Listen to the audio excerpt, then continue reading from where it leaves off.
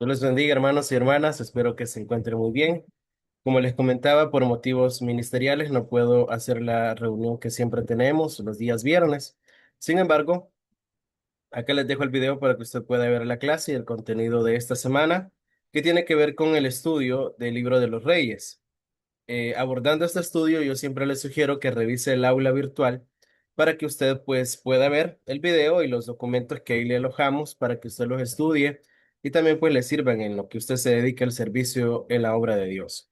Bueno, sin más preámbulo, iniciamos con este libro y tenemos que decir que el Libro de los Reyes, estamos estudiando la segunda sección de lo que nosotros hemos denominado, según la óptica judía, los Nevi'im, ¿verdad? Recuerde que la Biblia judía, o lo que para nosotros es Antiguo Testamento, los judíos lo dividen en tres secciones: Torá, Nevi'im y Ketuvim. Y ahorita nos encontramos en lo que en el español serían los profetas anteriores. Em, y lo estamos estudiando desde esta óptica, como lo he mencionado en otras ocasiones, porque en realidad fueron los judíos quienes escribieron el Antiguo Testamento inspirados por el Espíritu Santo, y en esta sección ellos lo han dividido porque tiene una intención teológica y también tiene una coherencia histórica más precisa, porque es la historia alrededor de, evidentemente, de la fe, pero es la historia de un pueblo, de una nación sobre la cual Dios se manifestó y se reveló en el pasado. Entonces, en estos profetas anteriores están jueces, Josué, Samuel, y ahorita estamos en el libro de Reyes. Tenemos que decir que lo que aquí se va a evaluar a nivel general en el libro de los Reyes es la fidelidad a Dios, no solo de los reyes, sino evidentemente del pueblo también. La obediencia a la ley, es decir, a la alianza que ellos habían hecho en el Sinaí, y evidentemente la centralización del culto. Recuerden que históricamente ahorita nos encontramos en un momento donde hay mucha idolatría y donde el culto al Señor tiene esta lucha. Entonces, ya vimos que bajo el liderazgo de David se logró mucho cuando estudiamos el libro de Samuel, pero como veremos ahora, la situación otra vez se vuelve a descomponer. Entonces, veamos. ¿Por qué el libro de los Reyes es un solo libro? Si en nuestras Biblias cristianas tenemos el libro de los Reyes en dos secciones, ¿de dónde surge? Al igual que les expliqué esto con el libro de Samuel, se lo recalco con el libro de Reyes para que usted pueda analizarlo y también para que le quede ese conocimiento fijo. Bueno, en primer lugar, decirles, en la Biblia hebrea, en lo que los judíos llaman la Tanaj, para nosotros Antiguo Testamento, el libro de los Reyes es un solo libro, que ellos le llaman Melahim. Es un solo libro, Reyes. Entonces, ¿por qué a nosotros nos aparecen dos libros? Bueno, la división de primera y segunda de Reyes surge de la traducción griega que hacen del Antiguo Testamento o de la Tanakh, del hebreo al griego. Hago un paréntesis. Se los expliqué, solo lo voy a recalcar. El Antiguo Testamento o la Tanakh o la Biblia hebrea está escrita o fue escrita su idioma original, su idioma fuente es el hebreo. Pero dijimos la semana pasada que como el hebreo era una lengua semítica muy antigua, se dejó de hablar, se dejó de usar y solo se utilizaba ya en ámbitos puramente religiosos. Fuera de eso, ya no se utilizaba el hebreo, se hablaba arameo, pero con estos movimientos de imperios, movimientos políticos, el imperio griego eh, impulsó y caló muy fuerte su cultura y hasta su lengua. Y el griego era el idioma comercial, como para nosotros, ¿verdad? Ahora nosotros hablamos español, pero usted sabe que un idioma bastante hablado a nivel mundial es el inglés.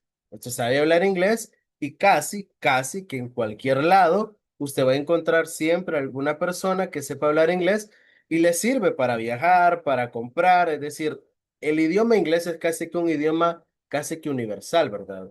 Que las personas manejan. Así era el griego.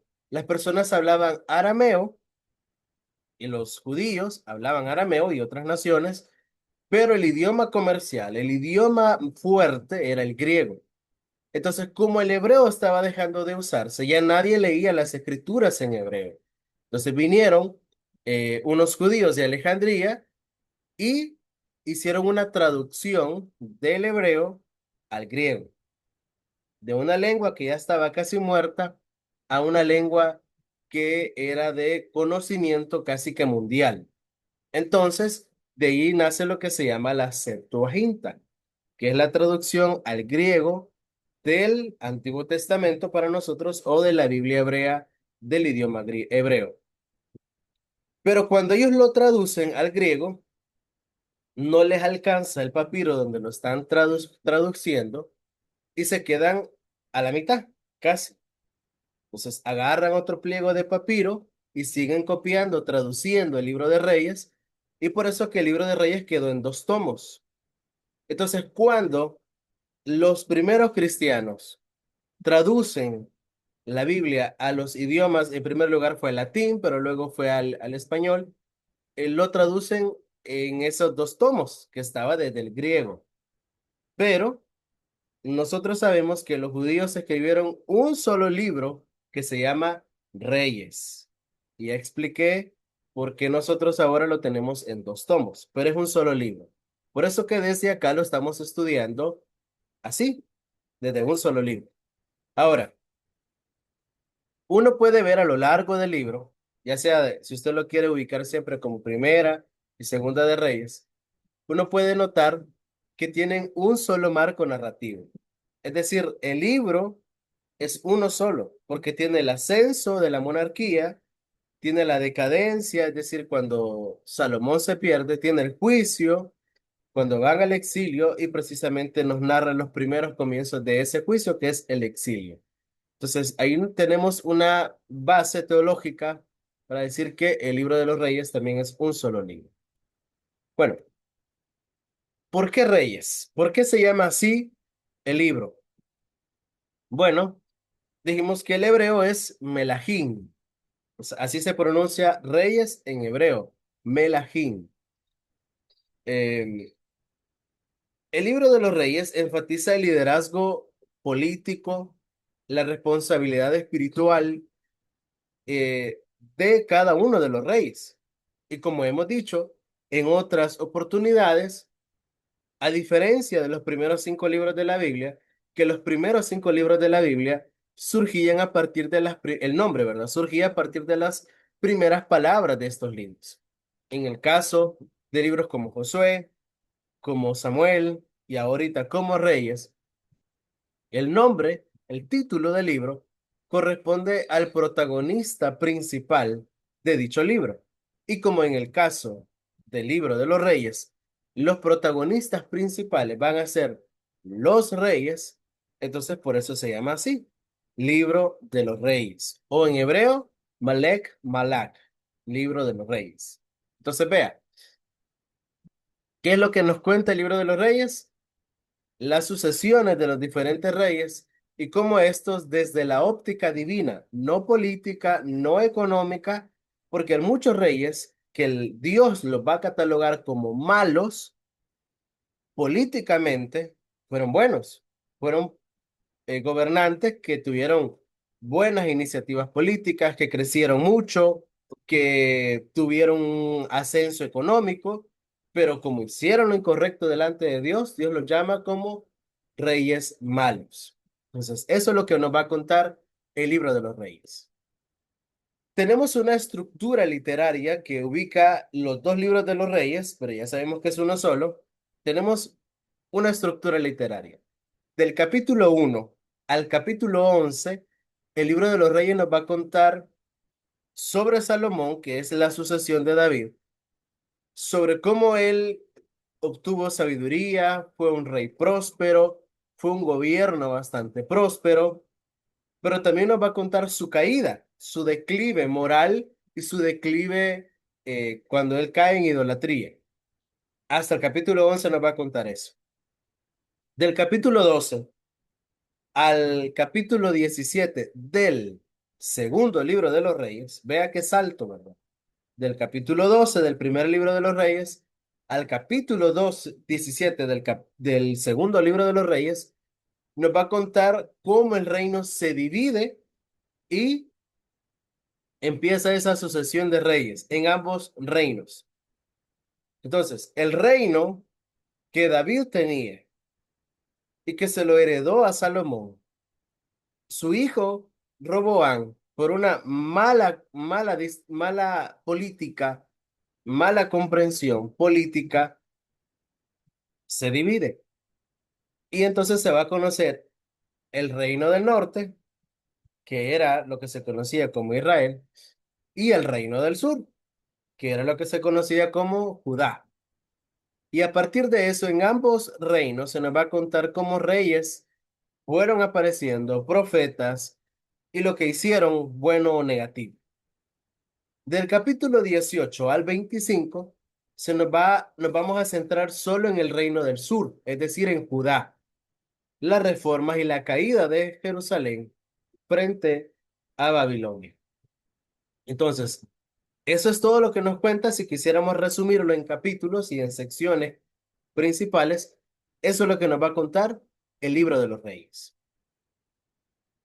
Hay un esquema con esto de los reyes que dijimos que son los protagonistas principales y hay algo que sigue en cada relato de cada rey. Por muy extenso o por muy breve que este sea, hay un patrón, hay un esquema que sigue en común.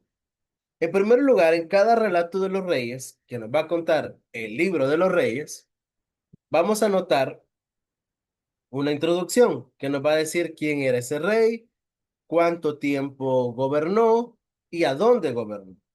Luego, nos va a hacer una evaluación teológica, si lo que él hizo fue agradable a Dios o no, o si lo que él hizo fue idolatría, pecado, injusticia.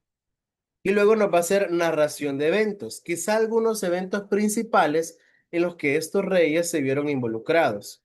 Luego se nos va a contar una fuente histórica, es decir, de dónde viene este relato.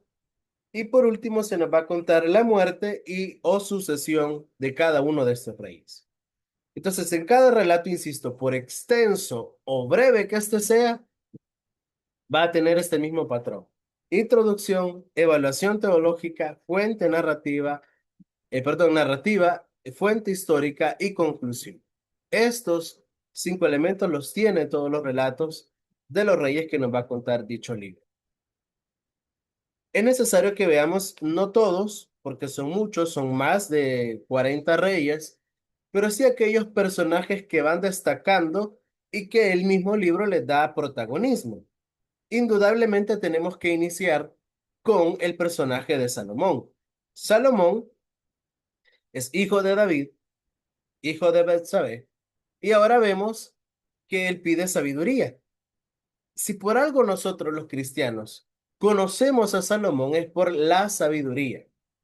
Cuando pensamos en Salomón, pensamos en sabiduría, pensamos en el libro de los Proverbios, incluso en el libro de Eclesiastés, algunos hasta le adjudican el libro de Cantar de los Cantares, pero pensamos en Salomón igual a sabiduría. Sin embargo, hay que ser honestos, Salomón no solamente fue un buen personaje, es cierto que inició muy bien, es cierto que pidió sabiduría, es cierto que le fue dada, pero fue un hombre que murió y murió en idolatría. Y no solo en idolatría, sino diría yo con mucha opulencia, es decir, con abundancia de riqueza y con un pueblo al cual había puesto una sobrecarga de impuestos exagerada que a él le producía riqueza, pero que al pueblo lo empobrecía. Ese es Salomón. Entonces, el problema no es la ignorancia en el caso de Salomón, porque él era un hombre sabio, sino el problema de él era el compromiso que hizo con otros dioses al casarse con mujeres de otras naciones. Otro personaje principal es Jeroboam, que es el que asume la división del reino y que nosotros la podemos encontrar en los primeros capítulos, el capítulo 12, cuando ya el reino se divide. El hijo de Salomón se queda con 2 tribus y Jeroboam se queda con las otras 10 tribus. Hay algo curioso en el caso de Jeroboam y es que Dios le da a él la iniciativa y le dice que reine, pero que reine bien y que Dios lo va a respaldar. El problema es que Jeroboam se llena de orgullo y también se vuelve un hombre asesino y que induce deliberadamente, pero esa es la palabra, deliberadamente al pecado al pueblo, lo cual produce que Dios lo deseche. Otro personaje importante es Acab y Jezabel, los grandes archienemigos de Elías.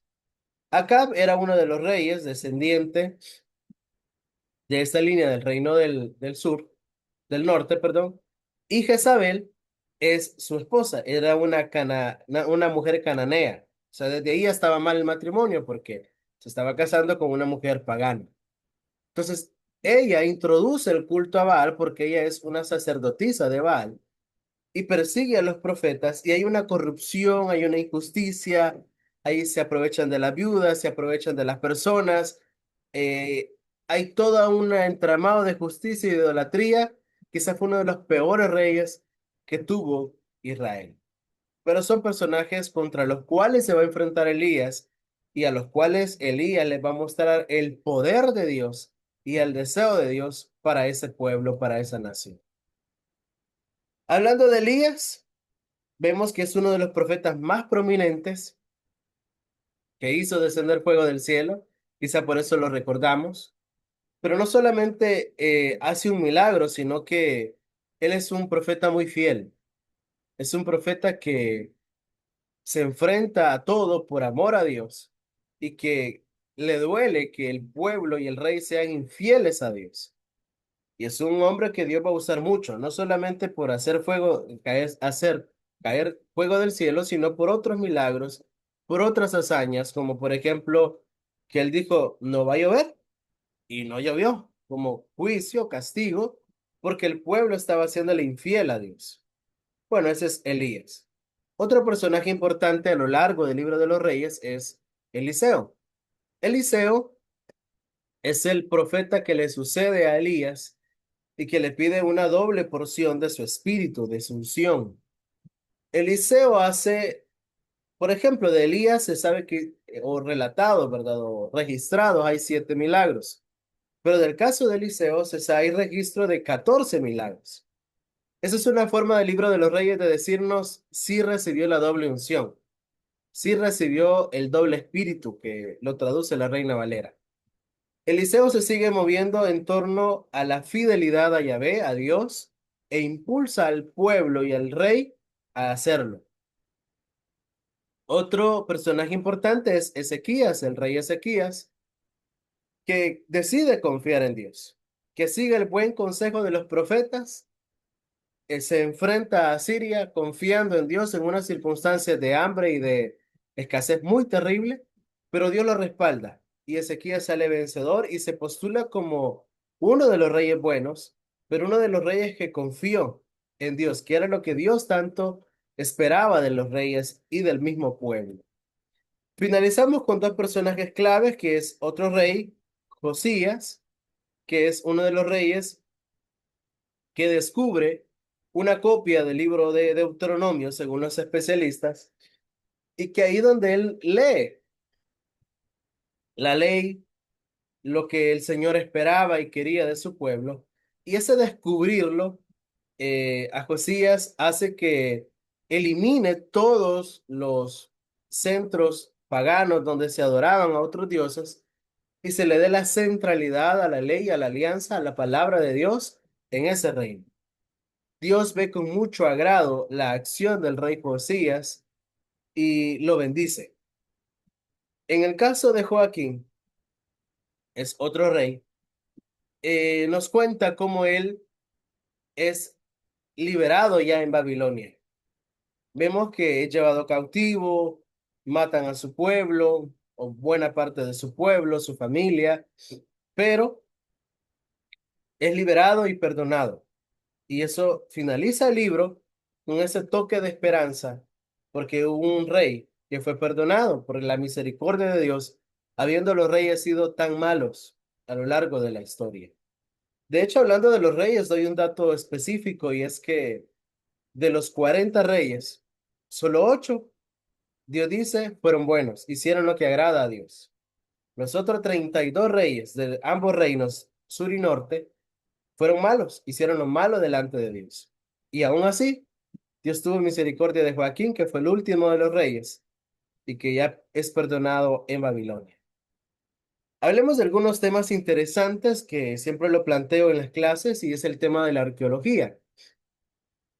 Esto tiene que ver, hermanos y hermanas, con las ciencias bíblicas. Las ciencias bíblicas son las diferentes disciplinas que estudian, analizan el texto, pero desde una óptica científica, desde una óptica probable, desde el método científico, desde la experticia de las ciencias, así de verdad, en interdisciplinaria. Y hablando de eso, la arqueología es una ciencia, es una disciplina que ha estudiado el relato y el libro de los reyes y ha descubierto algunas cosas interesantes que yo quisiera planteárselas. En primer lugar, decir que el relato que nos cuenta el segundo libro de los Reyes, capítulo 18, versículo 13, que nos habla de la invasión de Judá que sufre por Sennacherib, usted puede leer el relato, hay, eh, ¿cómo le dijera? Hay evidencia encontrados en Nínive, que es de donde venía Sennacherib, que cuenta cómo invadieron Judá justo en este tiempo que lo está relatando el libro de los Reyes. No es un relato aislado entonces. Está insertado en la historia imperial del cercano oriente, es decir, el mismo relato que la Biblia nos cuenta en registros imperiales de Nínive, de Sennacherib, está también registrado que invadieron a Judá. Entonces, documentos extrabíblicos fuera de la Biblia nos cuentan y nos dan certeza de que lo que la Biblia está diciendo es totalmente certero, es verdadero y hay coherencia histórica. Eso es lo primero que nos dice la arqueología. Lo segundo que nos va a decir la arqueología en torno al tema del libro de los reyes es que el libro de los reyes en el capítulo 12, versículo 28 al 30, nos cuenta que los pueblos paganos tenían eh, prácticas religiosas como por ejemplo becerros de oro en Betel y en Dan, tenían centros religiosos estratégicos y usaban imágenes para presentarse a los dioses en Canaán. Estas imágenes, vestigios, ¿verdad? De estas imágenes han sido encontradas en lo que ahora se sabe que era Canaán por los arqueólogos. Y ahí usted ve la imagen. Esa imagen que usted ve en la diapositiva es estas excavaciones que se está haciendo los arqueólogos. Entonces vea que lo que el relato ha dicho, los arqueólogos lo han descubierto y han dicho, es cierto lo que la Biblia está diciendo. El último dato es confirmar estructuras políticas. Por ejemplo, en Reyes capítulo 16 se nos cuenta que hay una casa de Omri, que es un rey que nos cuenta el libro de los reyes, que es eh, mencionado en una estela de otro rey. Entonces, vea, es esa estela es un vestigio arqueológico, que es lo que usted puede ver en la diapositiva, es esa foto. Ahí está la estela donde habla de la casa de Omri o el reinado de Omri, que nos da testimonio de que sí hubo un rey llamado Omri, que sí hubo una realeza, una familia real que era y descendía de Omri, que es la que hace mención en el capítulo 16 del primer libro de los reyes.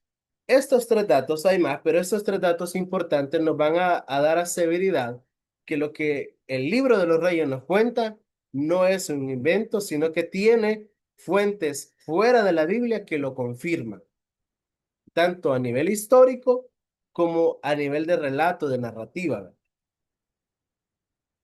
Algo importante que uno va a encontrar en el libro de los reyes es que vamos a ver muy predominantemente la figura del profeta. El profeta es el que habla en nombre de Dios. Si quisiéramos traducirlo de forma básica, su significado es el que habla en nombre de Dios. Por eso también se puede traducir como portavoz de Dios. Los profetas en el Antiguo Testamento no eran personas que adivinaban el futuro, eran personas que llevaban un mensaje para el presente y un mensaje que en la mayoría de casos era un mensaje de juicio, de advertencia y que le llamaba la atención al pueblo para volverse a Dios, a la alianza, al pacto, a los mandamientos, a la ley. Y aquí vemos que entonces el profeta en primer lugar se enfrenta al rey. En otras palabras, el profeta de Dios se está metiendo en política, se está metiendo con la clase política de su era. Por eso, hermanos, ese estigma, ¿verdad? Que a veces la gente hace de los cristianos no deben de meterse en política, eso es falso. Uno va a encontrar en la Biblia que Dios quiere gobernarlo todo, incluso gobernar ahí donde están los políticos. Y los cristianos debemos de iluminar, de llevar la palabra de Dios ahí donde están los políticos. Y si el político está haciendo malas cosas a la luz de la Biblia, no a la luz de lo que yo creo, ¿verdad? Sino a la luz de la Biblia, el deber de la iglesia es señalarle el pecado al gobernante, aunque este gobernante no sea cristiano. Porque vea, los profetas eso hacían. Iban donde el rey y le decían, estás haciendo lo malo delante de Dios. Y la iglesia está llamada a ser luz y sal de la tierra. Pero también, no solo denunciarle el pecado, ¿verdad? A un hermanito, una hermanita por allá, a un bolo, a una prostituta, sino denunciarle el pecado también al político, al gobernante. Porque este se puede estar robando, puede ser un corrupto, puede ser un inmoral y la iglesia debe también denunciar. Entonces vemos que el profeta se enfrentaba al rey y al pueblo. Su idea era interpretar la historia, pero no como la gente lo veía, porque la gente veía, no, vamos bien, no, estamos bien. Pero venía el profeta y les decía, ustedes están ciegos porque están mal. Y ahí venía la confrontación con el poder y por eso muchos reyes persiguieron a los profetas e incluso los mataron. Pero ahí estaba el profeta para revelar la voluntad de Dios para ese tiempo. Y le decía al rey, eres un inmoral, eres un pecador. Y le decía al pueblo, ustedes han dejado el camino de Dios. Ese era el mensaje del profeta, advertirle a la gente en el presente lo mal que estaban delante de Dios y motivarlos a volver al cauce, al camino de Dios. Ese era el rol del profeta en este tiempo. Ahora, ¿por qué entonces se escribió el libro de los reyes? ¿Cuál es la intención? Sabemos que buena parte del libro de los reyes, por lo menos la edición, la estructura, la intención teológica, fue después del exilio, es decir, después del siglo V de nuestra era, antes de Cristo, evidentemente. Entonces, nos encontramos hace más de 2500 años que el libro de los reyes fue editado totalmente, pudiera ser que buena parte de él se escribió antes, pero finalmente el libro se termina de editar ahí por el siglo V antes de Cristo, o si usted lo quiere en años, pues hace más de 2500 años que esto pasó. Pero ¿por qué se escribió? ¿Para qué se escribió? Bueno, para explicar el exilio, para decirle al pueblo, ustedes fueron llevados al exilio, mucha gente murió. El exilio es que una nación esclaviza a la otra y se la lleva para su tierra, esclaviza a las personas, quema la ciudad, destruye el templo. Y el libro de los reyes dice, eso les pasó porque ustedes desde el rey Salomón se apartaron de Dios e hicieron lo malo delante de Dios. Entonces el libro de los reyes es una explicación por qué a Israel le ha ido mal y por qué ahora Israel se encuentra en el exilio, se encuentra en el juicio de Dios. Entonces, el capítulo 25, por ejemplo, termina así, con Jerusalén destruida, el templo destruido, el pueblo exiliado, Joaquín, el último rey, en Babilonia, pero hay un poco de esperanza porque Joaquín no lo mata. Entonces, a pesar de que el libro de los reyes quiere explicar, por ejemplo, ¿verdad? Quizás si alguien se aparta de los caminos de Dios y viene alguien que lo conoce y le dice, mire, usted desde hace 10 años, por ejemplo, ¿verdad? Se apartó de Dios, hizo lo malo delante de Dios. Usted tenía un llamado, una vocación, pero siempre fue en la dirección contraria a la que Dios le marcaba. Por eso usted ahora está enfermo, por eso usted ahora está en estas circunstancias. Pues esa era la intención del libro de los reyes, explicarle al pueblo por qué ahora están en el exilio, porque ahora están en ese sufrimiento, pero fue porque se apartaron de Dios. Antes de finalizar, estimados, esta sesión, quisiera que cuando usted la viera, me enviara un mensaje de texto respondiendo a la pregunta, ¿qué fue lo que le llamó la atención? O si usted quiere hacer un análisis, resumir, también lo puede hacer. O si hubo algún dato interesante que le llamó la atención. Cualquiera de estas tres cosas, usted me la puede escribir en un mensaje de texto como evidencia que vio la clase y esa es su tarea de esta semana. ¿De acuerdo? Me lo envía al grupo o al mensaje personal, como usted quiera. Bueno, de mi parte ha sido todo. Les agradezco su atención y espero pues reciban muchos saludos cuando vean esta grabación. Dios les bendiga.